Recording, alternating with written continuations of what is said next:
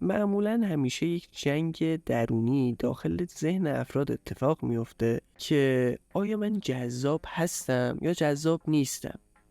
خب شما معمولا جذابتر از اون چیزی هستید که فکر میکنید. حالا توی این ویدیو 5 تا نشونه بهتون میگیم که اگر اینا رو دیدین شما جذاب هستید. 1.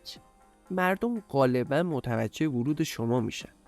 اگر به یک مهمونی رفتید و دیدید که دیگران به شما نگاه میکنن، به این معنیه که مردم دست کم متوجه حضور شما میشن و مهم نیست که کسی برای شروع یک گفتگو به سراغ شما بیاد یا نه. 2. معمولا تمایل دارید لبخند بزنید. خلق و خوی مثبت به خودی خود جذابه و اگه دوست دارید لبخند بزنید و قادرین از لحظه لذت ببرین، مطمئن باشید که جنس مخالف واقعا به شما علاقه‌مند. 3. خودتونید. شما هیچ تلاشی برای شبیه شدن به دیگران ندارید و از ظاهری که اکنون دارین خوشتون میاد.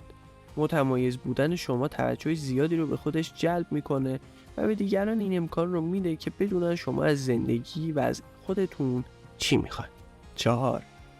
زود حوصله‌تون سر میره. اگه اتفاقی افتاد که مسیر معمول زندگی شما رو متوقف کرد، مثل یک بیماری، یه سفر کاری یا یه چیز دیگه، احساس میکنید زمان به کندی میگذره. شما به برقراری ارتباط با افراد زیاد، قرار ملاقات و دیدن دوستاتون عادت دارید و حتی اگر از تنهایی لذت میبرید، انزوای اجباری شما رو آزار میده. 5.